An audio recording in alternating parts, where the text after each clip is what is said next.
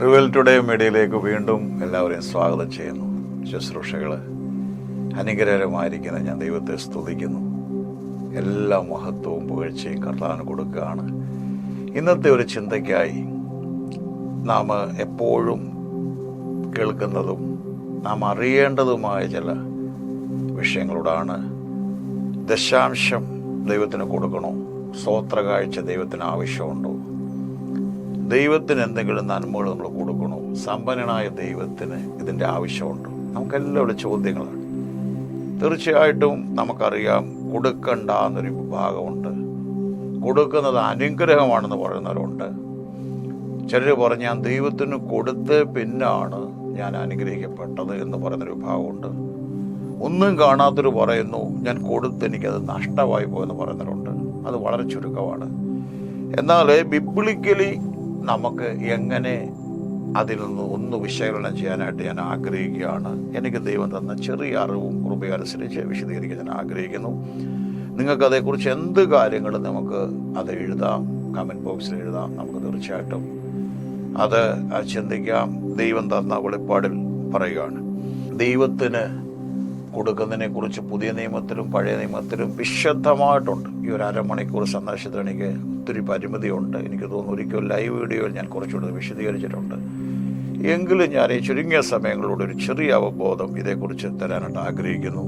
ഉൽപ്പത്തിയിൽ മൽക്കിസേദെക്കും അബ്രഹാമുമായിട്ടുള്ള ഭാഗങ്ങളിൽ അവന് ദശാംശം കൊടുത്തു എന്നൊക്കെ പറയുന്ന ഭാഗങ്ങൾ അവിടെ ഉണ്ട്.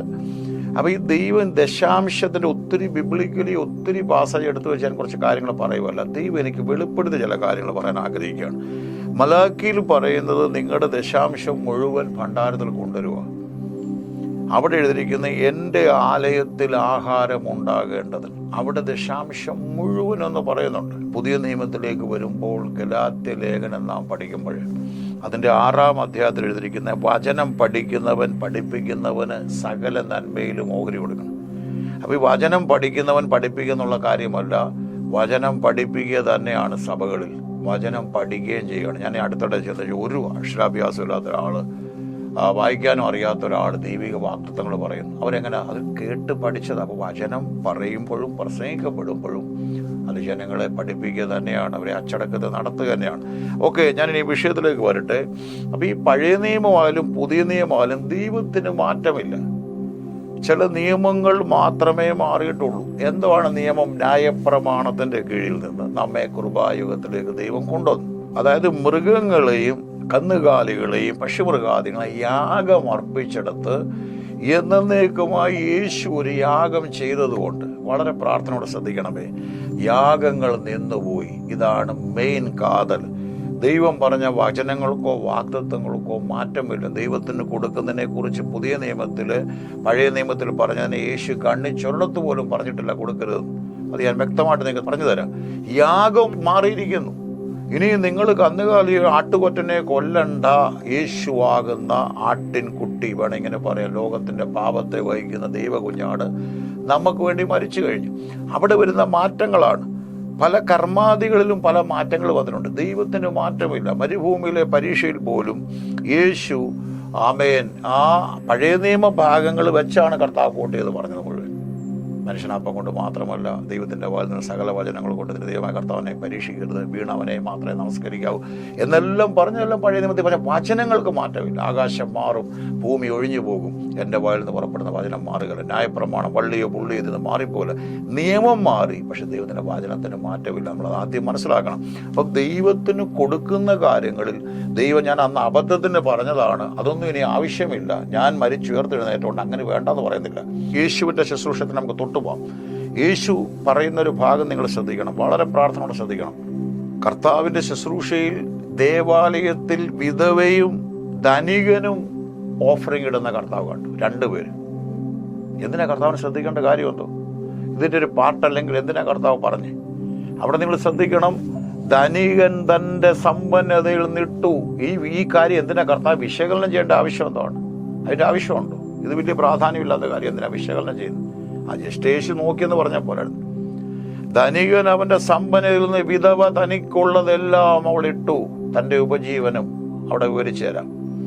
ധനവാന്റെയിൽ നമ്മുടെ രീതിയിൽ പറഞ്ഞാൽ 1000 രൂപ അവൻ്റെ കയ്യിലുണ്ടായിരുന്നെങ്കിൽ അവൻ 100 രൂപ ഇട്ടു, അല്ലെ അവൻ 500 രൂപ ഇട്ടു, അല്ലെ 10,000 രൂപ ഉണ്ട് അവൻ 2000 രൂപ ഇട്ടു, അല്ലെ 5000 രൂപ ഇട്ടു. വിധവയുടെ കയ്യിൽ 100 രൂപയേ ഉള്ളൂ. ആ 100 രൂപ മുഴുവൻ അവൾ ഇട്ടെന്നാണ് എഴുതിയിരിക്കുന്നത്. ഇംഗ്ലീഷ് വേർഷൻ നിങ്ങൾ വായിക്കണം. Whatever she has already put in his treasury.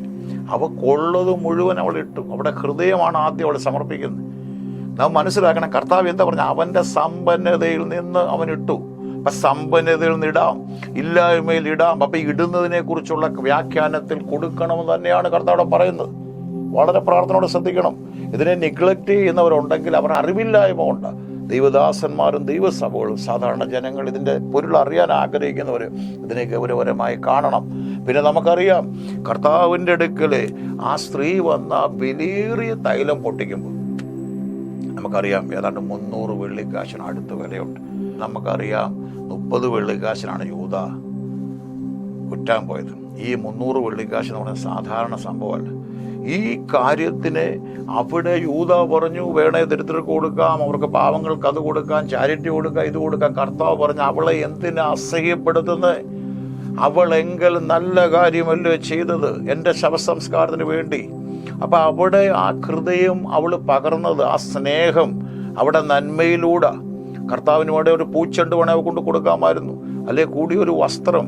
കർത്താവിന് വേണ്ടി ഈ പരിമള തൈലം അവൾ പൊട്ടിച്ചത്, ആ പൊട്ടിക്കുകയും കൂടെ, പെർഫ്യൂം പൊട്ടിക്കുകയാണ്, ആ മുറി മുഴുവൻ വാസന. കർത്താവ് പറഞ്ഞു, അവളെങ്കിൽ നല്ലതാണ് ചെയ്ത്. കർത്താവ് ഇതൂടെ പറഞ്ഞു, സുവിശേഷം പറയുന്ന എപ്പോഴും ഞാൻ പറഞ്ഞുകൊണ്ടിരിക്കുക, പറയുമ്പോഴെല്ലാം അവൾ ചെയ്തതിനെക്കുറിച്ച് പറയും. ചെറിയ കാര്യമാണ്. അപ്പം കർത്താവിന് അവിടെ വേണം ഇങ്ങനെ പറയണം. ആരും പോയി കഴിഞ്ഞ് കർത്താവിടെ കാതുകളിൽ പറഞ്ഞു, മോളെ ഇത്രയൊക്കെ എന്തിനാണ് ചിലവാക്കി? ഇവിടെ കർത്താവൻ സാധുക്കൾ എന്നുമുണ്ട് നിങ്ങളോട്, ദാരിദ്ര്യം പറയുന്നവർ എന്നുമുണ്ട്, അല്ലെ കാഴ്ചപ്പാട് മാറാത്തവർ എന്നുമുണ്ട് നിങ്ങളുടെ കൂടെ. കർത്താവ് പറഞ്ഞതിൻ്റെ കാരണം, നീ അത് ചെയ്യണ്ടായിരുന്നു. നിനക്ക് അത്രയും സ്നേഹം ഉണ്ടായിരുന്നെങ്കിലും ഒരു 10 വെള്ളിക്കാശ്, ഒരു 30 ഒക്കെ മാക്സിമം. അവിടെ നമ്മൾ മനസ്സിലാക്കുന്നത്, ദൈവത്തിന് വേണ്ടി എന്തു പ്രവർത്തിക്കാനും നമ്മുടെ ഹൃദയത്തിൽ നമ്മുടെ ആഗ്രഹം പോലെ ചെയ്യാൻ ദൈവം പ്രോത്സാഹിപ്പിക്കുകയാണ്. അവിടെ യാതൊരു പ്രശ്നവുമില്ല. അപ്പോൾ കർത്താവിൻ്റെ ശുശ്രൂഷകൾ ഇതിന് പ്രാധാന്യം കൊടുക്കുന്നതിനെക്കുറിച്ചാണ് കർത്താവ് പറഞ്ഞേക്കുന്നത്. നമ്മുടെ ആവശ്യങ്ങളെക്കുറിച്ച് കർത്താവ് പറയുന്നുണ്ട്. ശലോമോൻ പോലും ഇവയിലൊന്നിനും ചവഞ്ഞിരുന്നില്ല. പുല്ലുകളെ മാനിക്കുന്നതിനെക്കുറിച്ച് പറഞ്ഞു, മുൻപേ രാജ്യവും നീതിയും അന്വേഷിച്ചാൽ ഇതെല്ലാം തരും.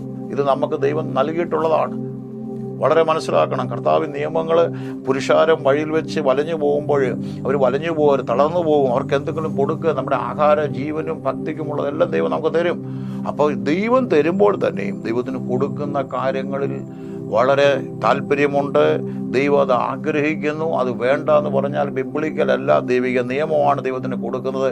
കാരണം നമ്മളൊരാൾ ദൈവത്തിന് കൊടുക്കുമ്പോൾ ആ വ്യക്തി പറയുക, കർത്താവ് എനിക്കുള്ളതിൻ്റെ എല്ലാ യജമാനൻ നീയ, എൻ്റെ സന്തോഷത്തിനാണ് ഞാൻ നിനക്ക് തരുന്നത്. അതാണ് പഴയ നിയമങ്ങളെല്ലാം. കൃഷി വിഭവങ്ങളിൽ നിന്ന് ദശാംശം കൊടുക്കാമെന്ന് പറഞ്ഞാൽ എന്നിട്ട് പറയുന്ന വാക്ക് നിങ്ങൾ, മുന്തിരിപ്പഴം കായ്ക്കാതെ പൊഴിഞ്ഞു പോകത്തില്ല, വെട്ടുക്കിളിയെ ശാസിക്കും, നിങ്ങളൊരു മനോഹര ദേശമായിരിക്കാൻ സകല ജാതികളും നിങ്ങളെ ഭാഗ്യവാന്മാരെണ്ണും. അത് പഴയ നിയമത്തിലെ കാര്യമാണ്. ഞാൻ പുതിയ നിയമത്തിൽ യേശു ഇതിനെ കൈകാര്യം ചെയ്ത കാര്യം പറഞ്ഞു. ഇനി അപ്പോസ്തല പ്രവൃത്തികളിലേക്ക് വരുമ്പോൾ നമുക്കറിയാം, കൊർന്നല്യോസിനടുക്കൽ വന്ന് ദൂതൻ എന്തോ പറഞ്ഞേ, നിന്റെ പ്രാർത്ഥന മാത്രം കേട്ടെന്നാണ് പറഞ്ഞ്.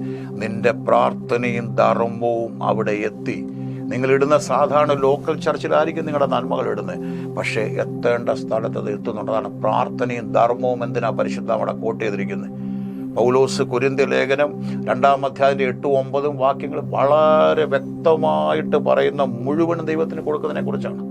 കർത്താവായ യേശുക്രിസ്തു സമ്പന്നനായിരുന്നിട്ടും അവൻ്റെ ദാരിദ്ര്യത്താൽ നിങ്ങൾ സമ്പന്നരാകേണ്ടതിന് നിങ്ങൾ നിമിത്തം ദരിദ്രനായി കൃപ അറിയുന്നില്ലയോ? ആ മക്കദോന്യ സഭയെക്കുറിച്ച് പറഞ്ഞെന്തോ, അവർ പ്രാപ്തി പോലെ according there ability, beyond there ability, according അവരുടെ പ്രാപ്തി പോലെയും പ്രാപ്തിക്ക് മീതെയും അവർ സഹകരിച്ചു. എന്തിനാ അത്രയും ഒരു വിശദീകരണം പൗലോസോടെ കൊടുക്കുന്നേ?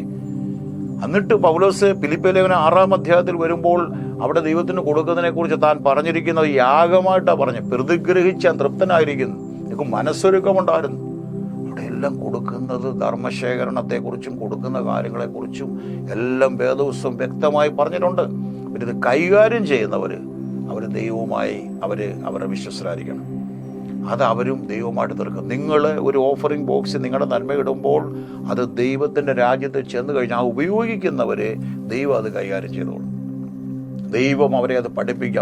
അതിൽ വിശ്വസ്തരല്ലെങ്കിൽ, അനീതിയുള്ള മാമോനിൽ നിങ്ങൾ വിശ്വസ്തരല്ലെങ്കിൽ, അതിൽ വിശ്വസ്തരല്ലെങ്കിൽ ദൈവം അവരെ ഫലമേൽപ്പിക്കത്തില്ല. അല്പത്തിൽ വിശ്വസ്തനെയാണ് ദൈവം അധികത്തിൽ വിചാരകനാക്കുന്നത്. ദൈവം അവർക്ക് കൊടുക്കുന്നതും നന്മകൾ പ്രസ്ഥാനങ്ങൾക്കെല്ലാം നമുക്കറിയാം. നമുക്കെല്ലായിടത്തും ഉത്സവങ്ങളും പെരുന്നാളുകളും എല്ലാം നമുക്കറിയാം. അവിടെ വരുന്ന വരവുകളും നന്മകളും അറിയാം. അതൊക്കെ ദൈവം അവരോടുള്ള സ്നേഹം കൊണ്ടാണ്. അവരാരാധിക്കുന്ന ദൈവങ്ങളോടുള്ള ഭക്തിയും സ്നേഹവുമാണ് അവരെ പ്രദർശിപ്പിക്കുന്നത്. അതിനെ ആർക്കും വിലക്കാൻ കഴിയത്തില്ല. ആർക്കും എൻ്റെ കുഞ്ഞിന് ജോലിയുണ്ട്, അല്ലെങ്കിൽ എൻ്റെ കുഞ്ഞ് എനിക്കൊരു കാര്യം ചെയ്യുമ്പോൾ ആർക്കും വിലക്കാനൊക്കത്തില്ല. അവൻ അപ്പനോടുള്ള സ്നേഹം കൊണ്ടാണ് ചെയ്യുന്നത്. സ്നേഹത്തിലാണ് ഇതെല്ലാം അധിഷ്ഠാനപ്പെട്ടിരിക്കുന്നത്. അല്ല നിർബന്ധം, അതാ വചനം പറയുന്നത്, നിർബന്ധത്താലല്ല, സങ്കടത്താലല്ല, സന്തോഷത്തോട് കൊടുക്കുന്നു. നിർബന്ധിച്ച ഒരാൾ കൊടുക്കാൻ അനുവദിക്കരുത്. ആ നിർബന്ധം വരുമ്പോൾ അവിടെ ആ വ്യക്തിക്ക് അത് അനുഗ്രഹമായിട്ട് വരത്തില്ല. ശ്രദ്ധിക്കണമേ, അവിടെ ദൈവത്തിൻ്റെ ഹൃദയമാണ്. പൗലോസ് പറഞ്ഞത് യാഗമാണ്. ദൈവത്തിന് സൗരഭ്യവാസനയായി ഞാൻ പ്രതിഗ്രഹിച്ച് തൃപ്തനായിരിക്കുന്നു. അവിടെ എല്ലാം ഉണ്ട്. എന്നാൽ പണമായിരിക്കരുത് നിങ്ങളുടെ ലക്ഷ്യം. കർത്താവ് വിത്തുകളെ കുറിച്ച് പഠിപ്പിക്കുമ്പോഴേ അവിടെ പാറപ്പുറത്ത് വീഴുന്നത്, വഴിയരികിൽ വീഴുന്നത്, മുള്ളിനിടയിൽ വീഴുമ്പോൾ നിങ്ങൾ ചിന്തിച്ചോണം. ധനത്തിന് വഞ്ചനയുണ്ട്. നിങ്ങൾ ശ്രദ്ധിക്കണം. പഴയ പിതാക്കന്മാർ അവരുടെ അന്നത്തെ അറിവുകൊണ്ട് അവരിയോ വേണ്ട, ധനികനാകാൻ ഇച്ഛിക്കല്ലേ, ദ്രവ്യാഗ്രഹം സകല ദോഷത്തിനും കാരണമല്ലോ. ഞാൻ ചോദിച്ചോട്ടെ, ധനികനായ യുവാവ് കർത്താവിൻ്റെ അടുക്കൽ വന്നു. തീർച്ചയായിട്ടും ഞാൻ നിങ്ങളോട് പറയാം, ഞാൻ സത്യസുവിശേഷം പ്രസംഗിക്കുന്ന ആളാണ്. പക്ഷേ ആത്മീയ നന്മകളുണ്ട്, അതിനെ നിഷേധിക്കരുത്. ദൈവരാജ്യത്തിൻ്റെ കെട്ടുപണിക്ക് വേണ്ടി സുവിശേഷം പ്രസംഗിക്കാൻ ലോകം മുഴുവനും സുവിശേഷം എത്തിക്കണമെങ്കിൽ നമുക്ക് നന്മ വേണം. ഈ ധനികനായ യുവാവിനോട് കർത്താവ് ആദ്യം പറഞ്ഞു, നിത്യജീവനെ പ്രാപിക്കാൻ എന്ത് ചെയ്യണം? കർത്താവ് പറഞ്ഞു, നീ കൽപ്പനകളെല്ലാം അനുസരിക്കണം. അവൻ പെട്ടെന്ന് പറഞ്ഞു, നീ എന്നെ അനുസരിക്കുന്നുണ്ട്. കർത്താവ് പറഞ്ഞു, ഒരു കുറവുണ്ട്, നീ ഉള്ളത് വീട്ട് ദരിദ്രന് കൊടുക്കുക. എന്താ കർത്താവ് പറഞ്ഞത്? നിങ്ങൾ മനസ്സിലാക്കണം. കർത്താവ് പറയാനുള്ള കാരണം അവൻ്റെ നിക്ഷേപം ഇരിക്കുന്നിടത്ത് ഹൃദയം ഇരിക്കും. അവൻ്റെ നിക്ഷേപം. അതേസമയം അവൻ പറയാം, വൈ നോട്ട്, ഞാൻ റെഡിയാന്ന് പറഞ്ഞേ. കർത്താവ് പൊക്കോളാൻ പറഞ്ഞേ. എന്താ അബ്രഹാമിനോട് പറയാഞ്ഞേ നീ എല്ലാം വിൽക്കാനെന്ന്?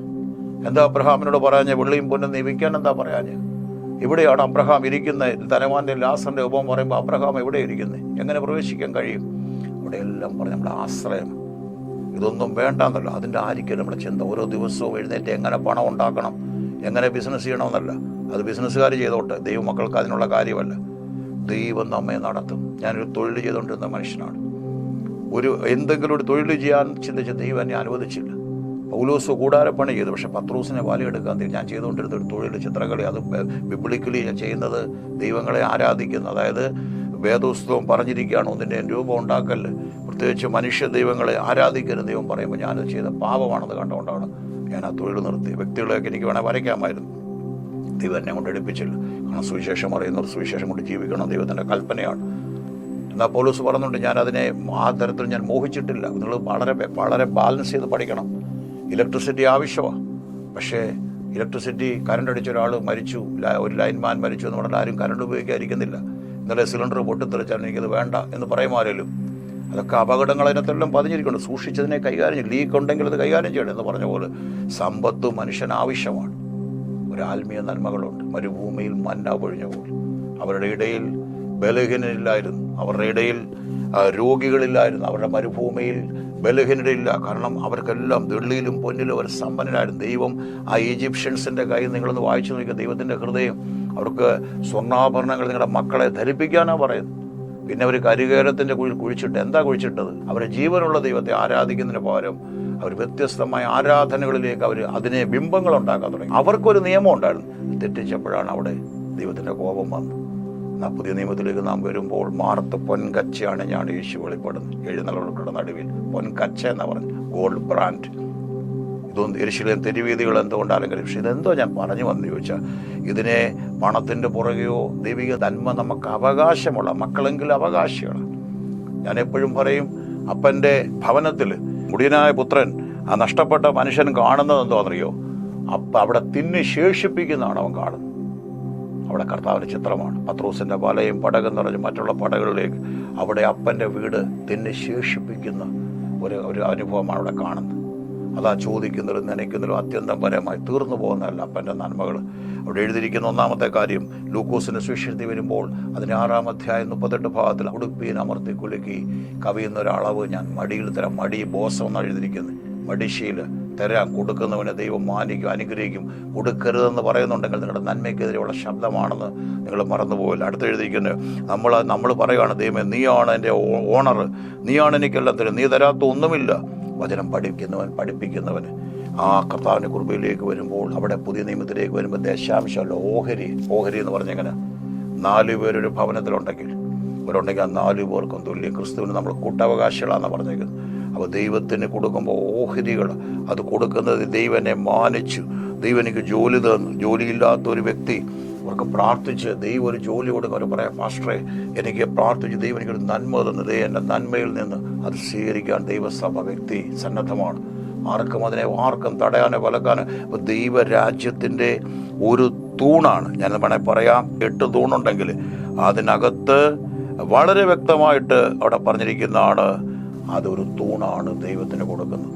കാരണം അവിടെയാണ് നിലനിൽപ്പ്. സുവിശേഷം ലോകം മുഴുവൻ അറിയിക്കുന്ന TV മിനിസ്ട്രി എല്ലാം ചിലർ പറഞ്ഞേക്കാം, TV-യിലൂടെ ഒരു കോടികൾ ഇങ്ങനെയാണ് സുവിശേഷം എത്തിക്കുന്നത്. യേശു വരുന്ന അടയാളം എന്തോ, കർത്താവ് ദൈവം വരുന്നുള്ള ന്യൂസുകളൊക്കെ നമ്മൾ കേൾക്കുന്നുണ്ടല്ലോ. അവിടെ വ്യാധി അവിടെ. പക്ഷേ ഏറ്റവും ഒടുവിൽ കർത്താവ് പറഞ്ഞേക്കുന്നത് എന്തോ നിങ്ങൾക്കറിയാവോ? സുവിശേഷം ലോകം മുഴുവൻ പ്രസംഗിക്കപ്പെടുമ്പോൾ ഇന്ന് മീഡിയയിലൂടെ ഇത് എത്തിക്കാനുള്ള ശ്രമം നടത്തിക്കൊണ്ടിരിക്കുക. ഇതിനിത് ആവശ്യം. പക്ഷെ ഒരു വ്യക്തി രാവിലെ എഴുന്നേൽക്കുമ്പോൾ എങ്ങനെ പണം അല്ല, നോ, അത് നമ്മുടെ നന്മയും കരുണയും നമ്മുടെ ആയുഷ്കാലം മുഴുവൻ. ഇന്ന് ഈ സന്ദേശത്തിലൂടെ എനിക്ക് പറയാനുള്ള ഇതാണ്, ദശാംശം അല്ല, അതെങ്കിലും കൊടുക്കണം. ഞാൻ ദൈവത്തെ സ്തുതിക്കുന്നു.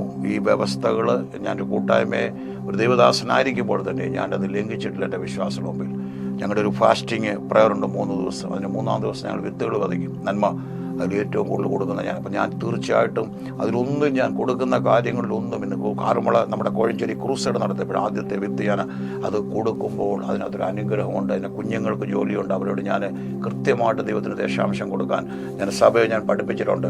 തീർച്ചയായിട്ടും നിങ്ങൾ ദൈവത്തിന് ദശാംശം കൊടുക്കും. നിങ്ങളുടെ ജോലിയുടെ ഗ്യാരണ്ടി ദൈവത്തിൻ്റെ കയ്യിൽ. എനിക്കറിയാം വലിയ പ്രതിസന്ധികളിൽ നോട്ടീസ് കൊടുത്തു അവർ പോവാന്ന് പറഞ്ഞ വിഷയങ്ങളിൽ പോലും കൃത്യമായിട്ട് ദൈവത്തിന് കൊടുക്കുന്ന ഒരു എംപ്ലോയി ആണെങ്കിൽ ഞാൻ അവരോട് പറഞ്ഞിട്ടുണ്ട്, നിങ്ങളുടെ ഇളകാൻ ദൈവസമങ്ങനെ ഒരു വചനം കിടപ്പുണ്ട്. മുന്തിരിപ്പഴം ഫലം കായ്ക്കാതെ കുഴിന്. മുന്തിരിപ്പഴം എന്ന് പറയുമ്പോൾ അന്ന് കൃഷിയെക്കുറിച്ചാണ് പറഞ്ഞെങ്കിൽ നിൻ്റെ ജോലി പൂർത്തീകരിക്കാതെ 2 കൊല്ലം എഗ്രിമെൻ്റ് എങ്കിൽ 5 കൊല്ലമാണെങ്കിൽ നീ അവിടെ ജോലി ചെയ്യും. അങ്ങനെ പറഞ്ഞ് സ്ഥിരമായി നിൽക്കുന്നവരുണ്ട്. ഇനി അല്ല, എല്ലാവരെയും പറഞ്ഞു വിടുക, കമ്പനി പൊട്ടിപ്പോയെങ്കിൽ ദൈവം അടുത്ത വഴി ആ വ്യക്തിക്ക് മാസങ്ങൾക്കകം ഒരുക്കിയിട്ടുണ്ട്. എൻ്റെ ഒരറിവിൽ അങ്ങനെ കൊടുക്കുന്നുള്ള ജോലി പോയിട്ടില്ല. അനുഭവങ്ങൾ 100ആണ്. കൃത്യമായിട്ട് കൊടുക്കുന്ന ഒരാളെ എനിക്കറിയാം. ആ കമ്പനി പലരെയും വിട്ടിട്ട് അവർക്ക് ആ കുഞ്ഞിനോട് പറയാൻ മടി. നിങ്ങൾ മനസ്സിലാക്കണം.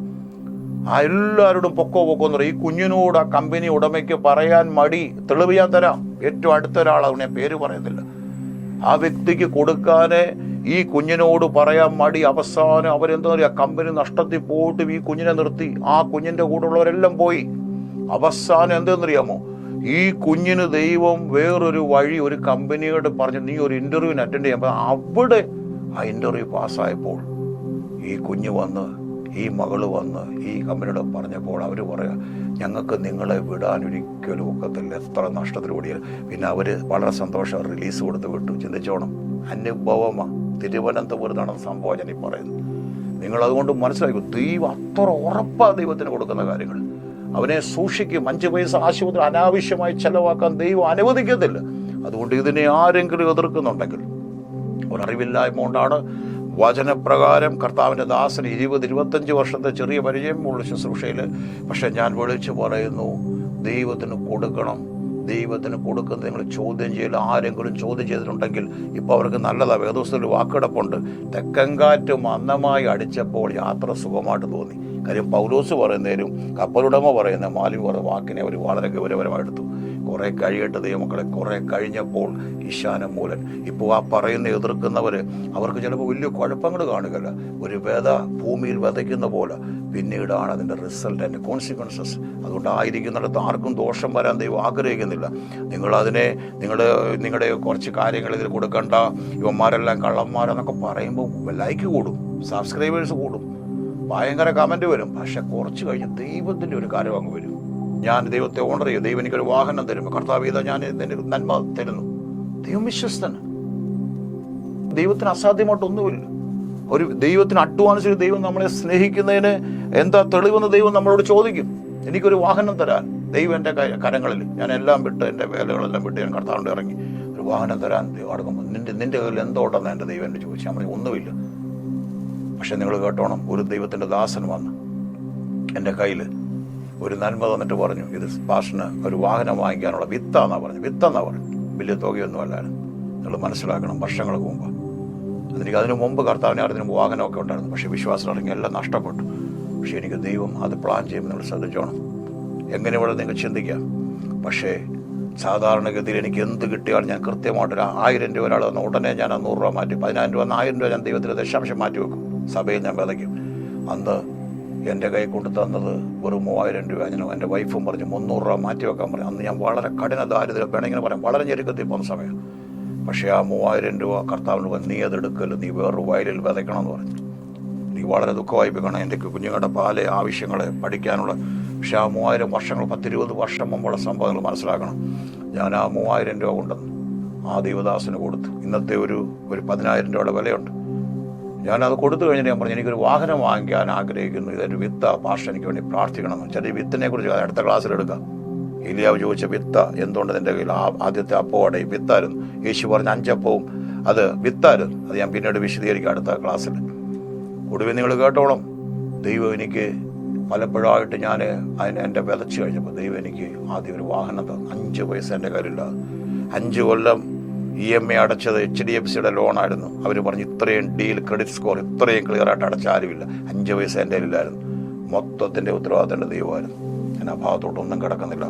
ദശാംശം ദൈവത്തിൻ്റെ അനുഗ്രഹമാണ്, ദൈവത്തിന് കൊടുക്കേണ്ടതാണ്. സ്വോത്രകാഴ്ച ഇടണം, വെറും കൈയോടെ വരരുത്. അവിടെ വരുമ്പോൾ അത് ചെയ്യണം. ലോകം മുഴുവൻ ചെയ്യരുതെന്ന് പറഞ്ഞാലും കൊടുക്കുന്നവർ ഇന്ന് ഇന്നിപ്പോൾ നമുക്കറിയാം, പല സഭകളിൽ അവരാവശ്യങ്ങൾ കാര്യങ്ങൾ പറയുന്നെങ്കിൽ ഒരാളല്ല, എൻ്റെ സഭയിൽ തന്നെ 3-4 പേര് എൻ്റെ കൂടെ ശുശ്രൂഷിക്കുന്നു. അവരെല്ലാം ഹെൽപ്പ് ചെയ്യണം. അപ്പോൾ വലിയ സഭകളിലോ 10,000ങ്ങളുടെ എത്ര പേരായിരിക്കും അവിടെ ജോലി ചെയ്യുന്നത്? അവർക്കെല്ലാം വേണം. അതാണ് എൻ്റെ ആലയത്തിൽ ആഹാരം ഉണ്ടാകേണ്ടത്. ഒത്തിരി വിശദീകരണങ്ങൾ പുതിയ നിയമത്തിൽ പറയാനുണ്ട്. കൊടുക്കുന്നതിനെക്കുറിച്ച് പൗലോസ് വളരെ വ്യക്തമായിട്ട് പറയുന്നുണ്ട്. യാഗമാണെന്ന് പൗലോസ് പറഞ്ഞു, മനസ്സൊരുക്കൊണ്ടെന്ന് പറഞ്ഞു. ആദ്യം നിങ്ങൾക്ക് ആഗ്രഹം കൊണ്ടാണ്, നിങ്ങൾക്ക് പ്രവർത്തിക്കാൻ കഴിഞ്ഞില്ല. വളരെ വ്യക്തതയോടെ ഇതെല്ലാം വേദോസം പറയുന്നു. ദൈവത്തിന് വായ്പ കൊടുക്കുകയാണ്. ദൈവത്തിന് ഒന്നും വേണ്ട, സമരനായത് ഓണർ ചെയ്യുക.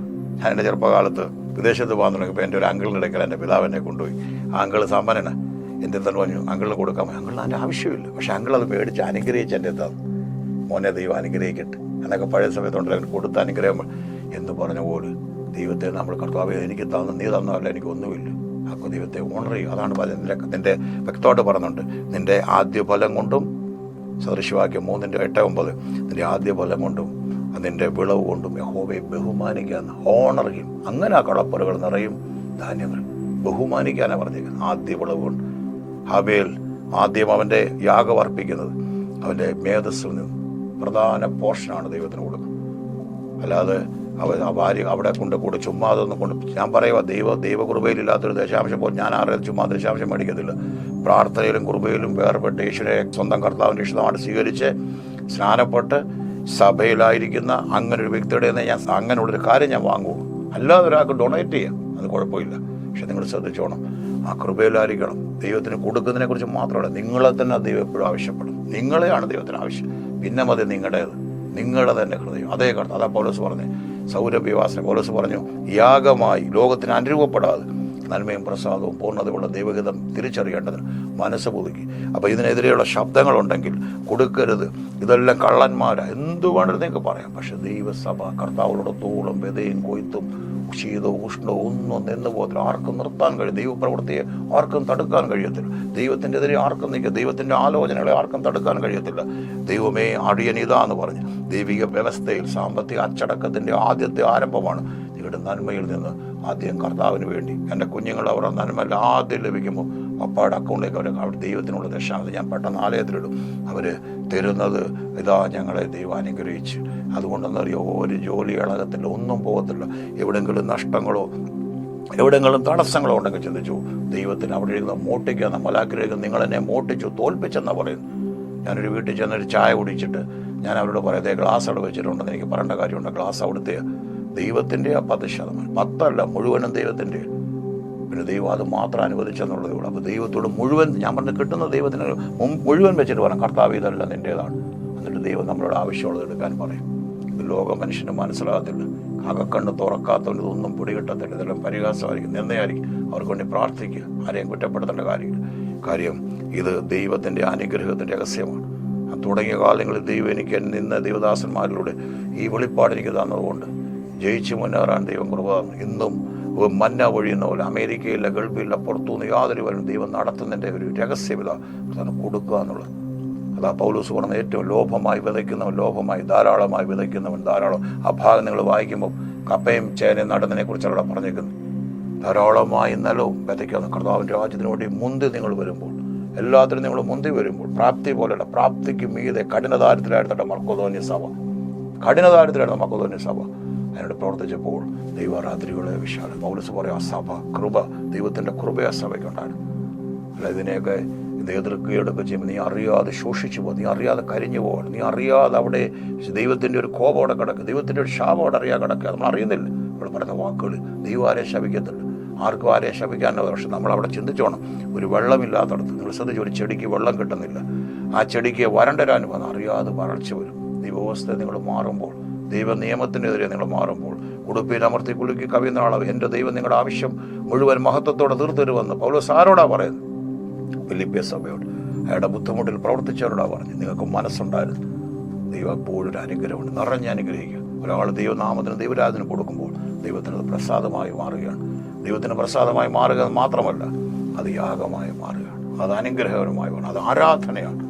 മഹാപുരോഹിതനായ യേശുവിനെ നമ്മൾ സമർപ്പിക്കാം. മഹാപുരോഹിതൻ്റെ കയ്യിൽ ഇവിടെ കൃഷിഫലങ്ങൾ കൊണ്ടുവരുന്ന പോലെ, അല്ലാതെ പഴയ നിയമത്തിലാണ് ദശാംശം, പുതിയ നിയമത്തിൽ ദൈവത്തിന് മാറ്റമൊന്നുമില്ല. പഴയ നിയമമായാലും പുതിയ നിയമമായാലും എവിടെയായാലും നിനക്ക് തരുന്ന നന്മകൾ ദൈവത്തിനുള്ളതാണ്, കൊടുത്തേ മതിയോ. അത് ഹൃദയത്തിൽ നിന്ന് വേണം ചെയ്യാൻ, അതിന് മാറ്റങ്ങളൊന്നുമില്ല. പുതിയ നിയമത്തിൽ വരുമ്പോൾ ഓഹരിയായിട്ട് അത് മാറുകയാണ്, മുഴുവനായി അത് മാറുകയാണ്. എഴുതാടിയൻ പൂർണ്ണമായി ഹീറായ ഞാൻ സമർപ്പിക്കുന്നു, അതിലേക്ക് വരിക.